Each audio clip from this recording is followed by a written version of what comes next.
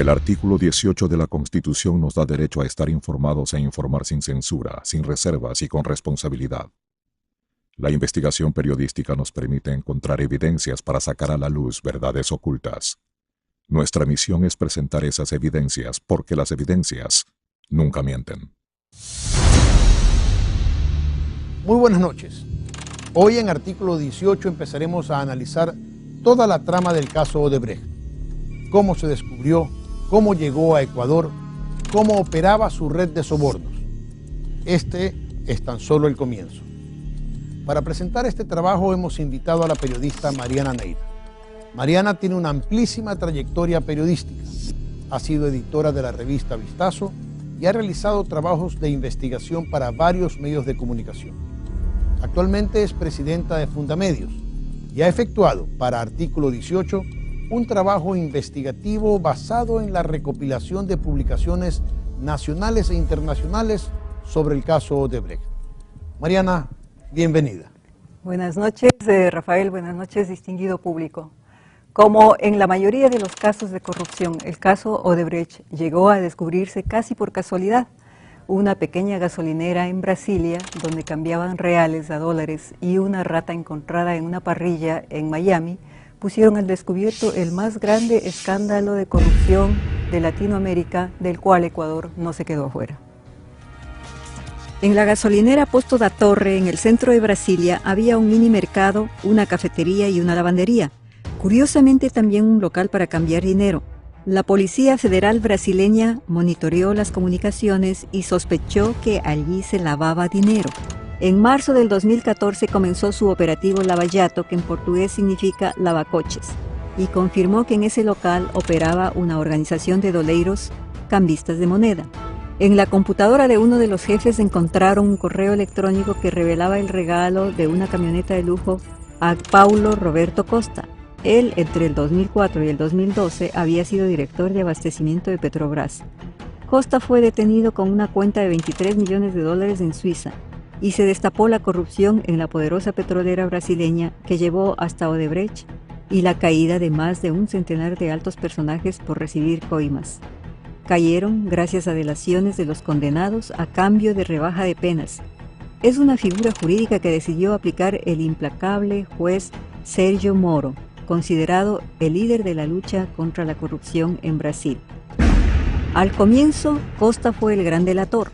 Después, todos los involucrados en la corrupción decidieron delatar a sus cómplices. En Ecuador existe algo parecido a la delación. Se llama procedimiento abreviado o cooperación eficaz. Estos dos mecanismos jurídicos otorgan una pena menor a cambio de entregar información importante. Durante el proceso de investigación se descubrieron que las principales empresas constructoras de Brasil, incluidas gigantes como Odebrecht o Camargo Correia, habían formado un cártel para repartirse contratos multimillonarios de Petrobras. A cambio pagaban sobornos a directores de la petrolera y a medio centenar de políticos de diferentes agrupaciones, incluido el gobernante Partido de los Trabajadores y aliados. Las coimas estaban entre 1% y 3% del valor de los contratos. Los pagos los hacían a través de los doleiros que, usando carros blindados, les entregaban los dólares en efectivo. Y viene la segunda parte de la historia, narrada por la revista Bloomberg Business Week, según la cual el mayor lobista de Odebrecht era Ignacio Lula da Silva, el presidente de los pobres del Brasil, que abría mercados y aumentó considerablemente el gasto en carreteras, puertos, astilleros y producción y refinación de petróleo. La escalada y la complejidad de la máquina de corrupción corporativa eventualmente abrumaron a Marcelo Odebrecht, quien resolvió en el 2007 formar la División de Operaciones Estructuradas, dedicada exclusivamente a administrar las coimas. Esta división la dirigía Gilberto Silva, quien había estado en Odebrecht desde los años 70, manejaba las finanzas. Su misión era garantizar que no desapareciera el dinero en efectivo con el que pagaban los sobornos. Silva armó la red con Fernando Miglaccio y Luis Eduardo Soares y una serie de empleados y contratistas de Odebrecht con habilidades especiales. El contador, por ejemplo, creó la red de empresas fantasma con un sistema contable online cifrado. Los programadores diseñaron y manejaron un sistema secreto de mensajería. Estaba encriptado, pero para mayor seguridad, todos tenían nombres de código. Contrataron una abogada en Miami que hacía el papeleo para las compañías fantasma.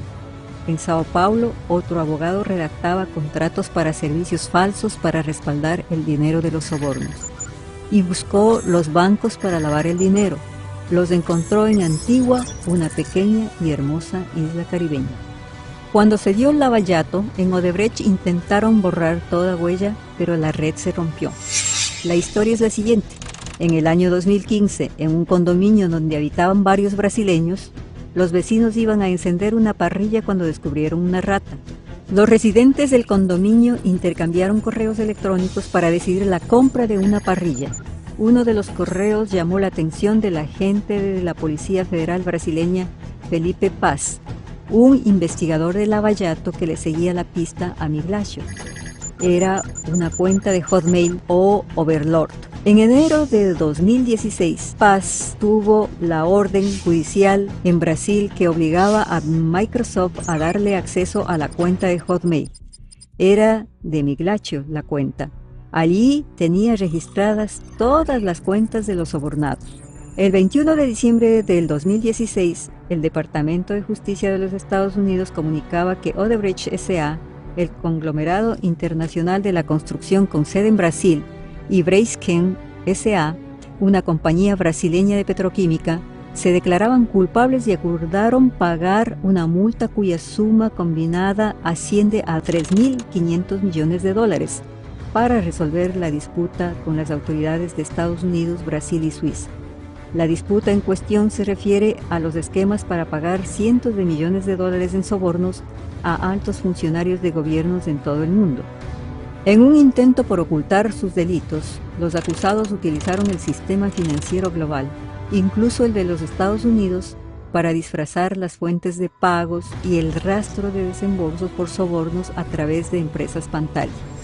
Al siguiente día, el 22 de diciembre, la Folha de Sao Paulo publicaba toda la demanda en la cual el Departamento de Justicia de Estados Unidos estableció que el grupo Odebrecht pagó por sobornos unos 439 millones de dólares en 12 países para obtener 12.000 millones en beneficios en contratos en unos 100 proyectos.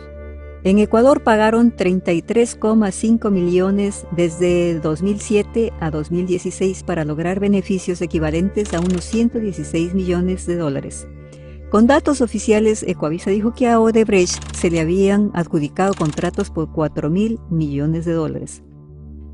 El 6 de enero del 2017, ante la Comisión de Fiscalización de la Asamblea, apareció el fiscal general Galo Chiriboga diciendo: ¿Saben qué sabemos del caso Odebrecht?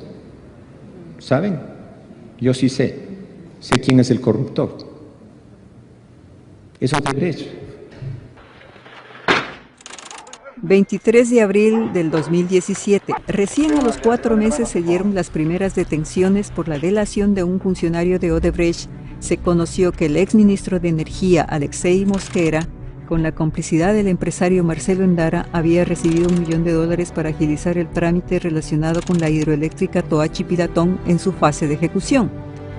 Y apareció Rafael Correa para defender a Mosquera. Llamó la atención a la Fiscalía y pidió sanción para el fiscal. En ningún momento habla que ese depósito de Alexei Mosquera de febrero del 2011, cuando ya no era, desde hace 2 años, ministro de Electricidad, se relacione con Toachi Pilatón. Fue un invento. Aquí debe haber sanciones, con todo respeto, para los fiscales que indujeron al fiscal general a terrible error. Y si no se sanciona, ya tendrá que actuar la Asamblea, porque no puede ser que se trate con tanta ligereza estas cosas. Los depósitos bancarios demostraron que se... Pero veamos y conozcamos los primeros nombres que saltan a la luz pública. El 10 de mayo es cuando realmente revienta el asunto con la renuncia de Galo Chiriboga como fiscal de la Nación, justamente 70 días antes de cumplir el periodo para el cual fue elegido.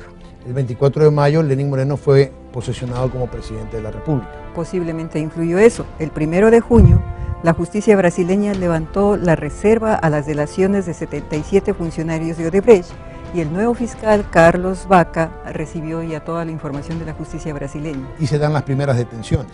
Sí, el 2 de junio fue detenido Ricardo Rivera.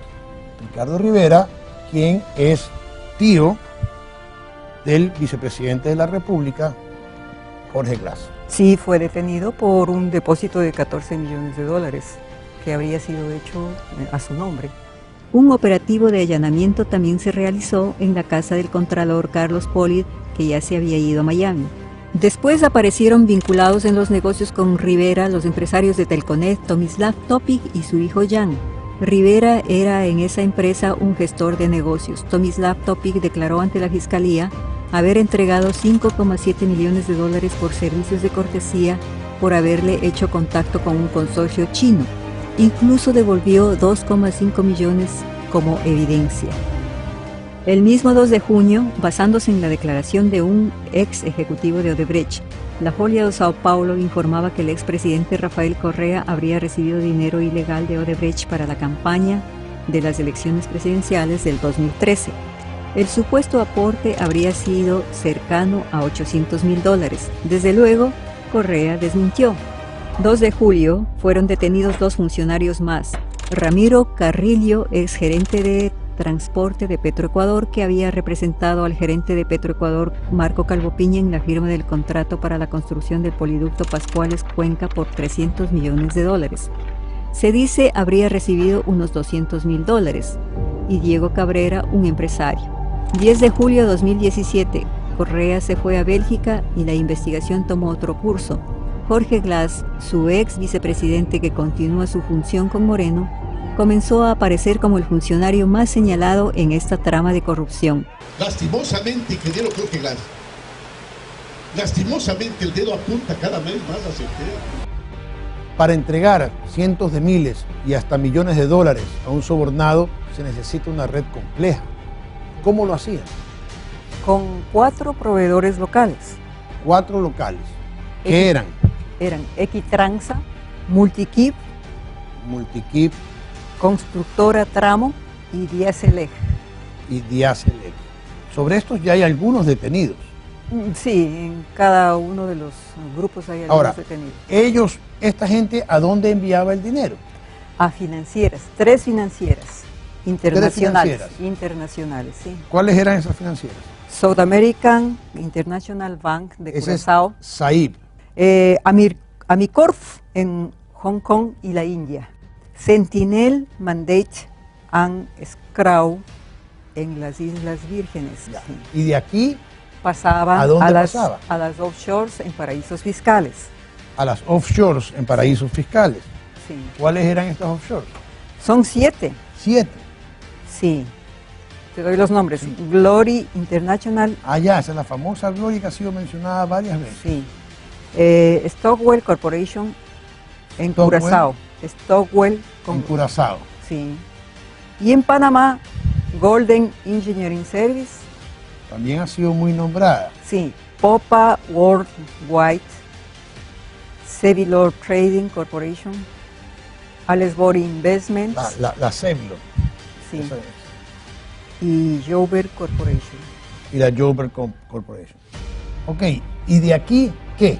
Va a los beneficiarios, que puede ser el beneficiario directo o un beneficiario indirecto, generalmente un familiar de la tercera edad. O sea, toda esta trama, operadores locales, bancos internacionales o financieras y a estas empresas de papel creadas, offshore. Y todo esto de aquí llegaba a una sola persona denominada sobornado. Así es. ¿Correcto? Así es. Sigamos viendo. 2 de agosto, en el portal IDL Reporteros del Perú, comenzaron a difundirse grabaciones recogidas por la red O Globo de Brasil. En estas grabaciones se ve a José Concienzao Santos en su oficina de Odebrecht en Quito, conversando y haciendo arreglos para entregas de dinero al tío de Glass, el señor Rivera. Estas grabaciones y declaraciones son impactantes y demuestran el nivel de corrupción que hubo en las altas autoridades del gobierno de Correa. Recién empieza a correr la investigación y se habla, solo en el caso Odebrecht, de 25 millones de dólares distribuidos en coimas en Ecuador, y cada vez aparecen más millones, lo que hace creer que la corrupción rebasa los montos inicialmente calculados. Recién hay 9 detenidos, pero la red podría ser mayor y con jefes más poderosos. Toda esta investigación se encuentra sustentada en evidencias recopiladas de medios de comunicación, de la policía, de la fiscalía, de la procuraduría, de la contraloría y de tantas otras fuentes informativas. Quiero agradecer a Mariana Neira por su presencia y por habernos ilustrado muchísimo en este tema. Encantada de haber estado con ustedes. Pero ¿por qué se fue y por qué regresó Odebrecht a Ecuador? ¿Cómo pudo regresar si tenía al menos 8 glosas por más de 70 millones de dólares? ¿Hubiera sido posible su regreso sin la colaboración de funcionarios que estarían pasando de agache? Lucero Llanos nos lo contará en unos minutos cuando regresemos en Artículo 18. Para entender mejor el caso Odebrecht es necesario explicar por qué se fue la empresa brasileña del país y cómo volvió. Para poder hacerlo, se tuvo que tejer todo un tramado judicial que terminó con glosas de más de 70 millones de dólares y con un juicio penal. Veamos a continuación los hechos. La firma especializada principalmente en el área de ingeniería y construcción fue expulsada en 2008 de Ecuador, luego de 21 años de ofrecer sus servicios en el país. Y le dijimos muy claramente a Odebrecht, señores, ustedes nos arreglan inmediatamente esta presa y esta central. Señores, ustedes se responsabilizan por el lucro cesante. Señores, ustedes devuelven los 20 millones que se le dio de premio por acabar anticipadamente cuando hicieron algo más. Se acaban esas trafasías, esas prácticas corruptas de que se aprueba el proyecto A, nos hacen el proyecto C y al triple del costo. Se acaba esa compra de funcionarios en CRM, CDE, que sabemos que existen y les aprueban todo y son cómplices de estas grandes compañías constructoras, o si no, se van del país. Mediante el decreto 1348, expulsó a la compañía el 23 de septiembre de 2008. La razón principal, los daños ocurridos en la represa San Francisco meses después de su inauguración. Fabricio Correa, ingeniero con experiencia en este tipo de proyectos y hermano del expresidente Correa, explica que los errores en la construcción de San Francisco eran varios. ¿En qué consistían estos daños? ¿Por qué costaban tanto? El primero y más grave, la central San Francisco turbina el agua que ya pasó por las turbinas de Agollán. Con eso usted se ahorra la represa, porque la represa queda arriba y turbina 2 veces, en Agollán y en San Francisco. Pero, si por reparaciones o por daños hay que parar la producción en Agollán, ¿cómo hacemos para seguir produciendo en San Francisco? Luego estaba la chimenea de equilibrio para los golpes de ariete. Eso estaba mal hecho. Y finalmente, de lo más importante que recuerdo, el diseño contemplaba captar el agua de refrigeración de un manantial y unas vertientes que quedaban lejos porque era agua pura. Y ellos, para ahorrar esa plata, tomaron agua del mismo río que tenía mucho sólido en suspensión, y la consecuencia de eso fue que se quemaron las 2 turbinas por sobrecalentamiento porque todo el sistema de refrigeración se llenó de lodo. Lo sabe porque afirma que previo a la expulsión de Odebrecht de Ecuador, acudió a donde Fabio Gandolfo, entonces gerente de la compañía brasileña, en representación de su hermano junto a otro testigo, como emisarios de un mensaje claro. Me dijo, por favor, ahora sí de parte mía, del presidente, vete, visítalos y dile que donde no me arreglan la central, los boto el país. Que no estoy jugando, que no estoy bromeando y sin intermediario. Y así ocurrió. Entonces, esta gente no sé si está acostumbrada a tratar con gobiernos a los que pueden ablandar, a los que pueden coimar, pero con nosotros se equivocaron del medio a la mitad. La segunda vez que se burlaron del país, firmé el decreto expulsándolo del país, impidiendo que salgan los directivos de Odebrecht y requisando toda la maquinaria para que no se paren las obras.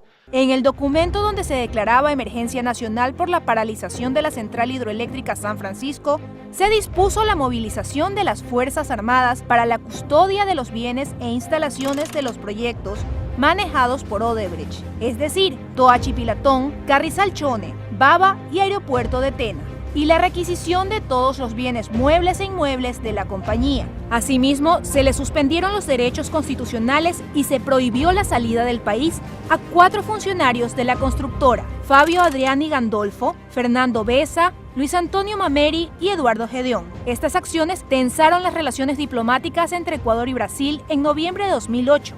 Tanto que el entonces presidente de Brasil, Luis Ignacio da Silva, retiró a su embajador de Quito. Sin embargo, 2 años después, Odebrecht volvió a operar en el país. Pero ¿cómo es que una empresa que fue señalada como irresponsable e ineficiente pudo regresar después de tal escándalo?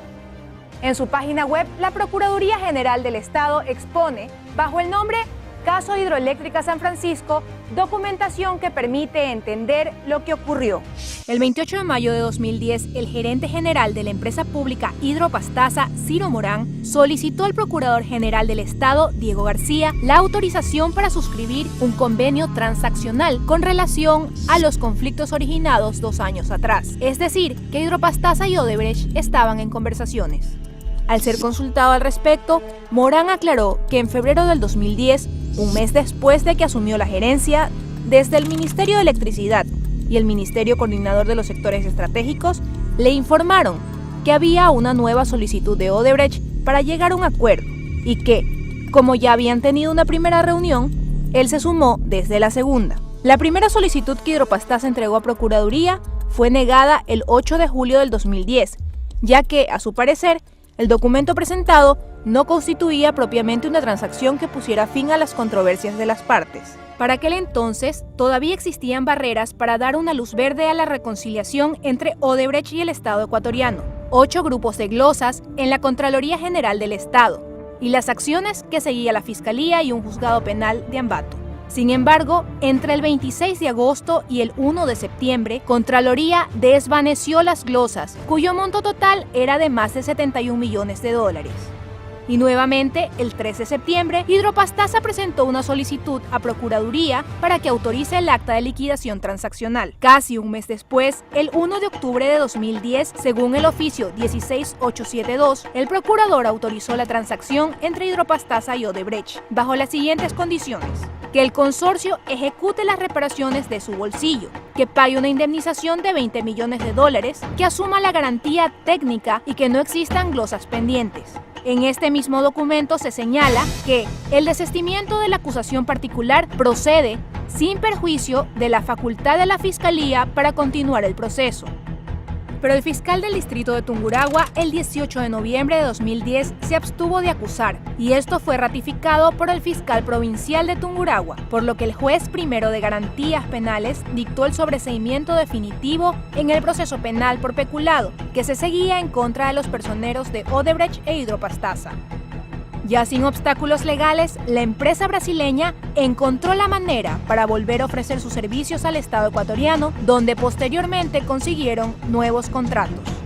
Si él se hubiera mantenido en la expulsión y no hubiera caído en la presión de Lula ni en el manoseo técnico y legal que hicieron Jorge Glass y el Procurador General del Estado, que permitieron que Odebrecht regrese en el 2010. El procurador Diego García, en una entrevista publicada por Diario El Comercio el pasado 20 de agosto, manifestó que él no se pronunció sobre la salida o retorno de Odebrecht porque no es su competencia, sino que se pronunció sobre un acuerdo transaccional con relación a controversias contractuales específicas. Por esta razón, Artículo 18 solicitó una entrevista al procurador sobre este tema. ¿Por qué autorizó la transacción? ¿Por qué indicó que procede el desistimiento? ¿Y por qué aceptó un pago de 20 millones de dólares como indemnización en lugar de los 71 millones de dólares en glosas que había establecido como perjuicio la Contraloría General del Estado? ¿Acaso no fue esa autorización y ese desistimiento los que permitieron el regreso de Odebrecht? A lo que respondió que la salida o el retorno de Odebrecht no están ligados a un pronunciamiento del Procurador General del Estado por no ser de su competencia. La autorización que la Procuraduría General del Estado dio a Hidropastasa, empresa pública, se refirió únicamente a la transacción de una controversia contractual específica referida a los efectos patrimoniales del incumplimiento de un contrato. Además, que el desistimiento de la acusación particular se dio en el momento en que Hidropastasa llegó a un acuerdo para la reparación de la central hidroeléctrica San Francisco a costa de Odebrecht. Artículo 18 también consultó a Ciro Morán, entonces gerente de Hidropastasa, si sabía que al solucionar las controversias contractuales que había entre Hidropastasa y Odebrecht, se iba a permitir que la empresa brasileña pudiera operar nuevamente en el país, a lo que respondió: Hidropastasa no tenía competencia ni autoridad para poder autorizar o determinar que una empresa pudiera operar o participar como contratista, puesto que esto está relacionado con el cumplimiento de la legislación ecuatoriana para esos temas y bajo el control de otras entidades del Estado. Palabras más, palabras menos. Fue este conjunto de acciones lo que permitió a Odebrecht regresar. Tras el escándalo generado por las delaciones de funcionarios brasileños, la fiscal Diana Salazar formuló preguntas dentro de la instrucción fiscal por asociación ilícita en el caso Odebrecht a varios funcionarios y exfuncionarios. El pasado 31 de julio, en su versión libre y sin juramento, Alexis Mera, exsecretario jurídico de la presidencia, dijo que no participó en los acuerdos que realizó Ecuador con la compañía Odebrecht para retornar al país, ya que esas negociaciones las hacía el señor entonces ministro Jorge Glas Espinel. Por su parte, Jorge Glas, vicepresidente de la República, en su versión, asegura que tras la expulsión vino una misión de Odebrecht al Ecuador con la intención de responder ante el Estado ecuatoriano por las fallas constructivas, que, como es de dominio público, hubo una suscripción de una carta transaccional y que sí tuvo algún tipo de participación en las negociaciones, donde su rol fue establecido en los reglamentos, dentro de la ley, exigiendo las reparaciones. Yo como hermano mayor, y en esto sé que voy a recibir muchas críticas, yo sigo pensando que Rafael no se ha llevado un peso. Pero esta telenovela todavía no termina. Y la podrá seguir aquí, en Artículo 18. Los esperamos el próximo domingo a las 21 horas en Canal 1.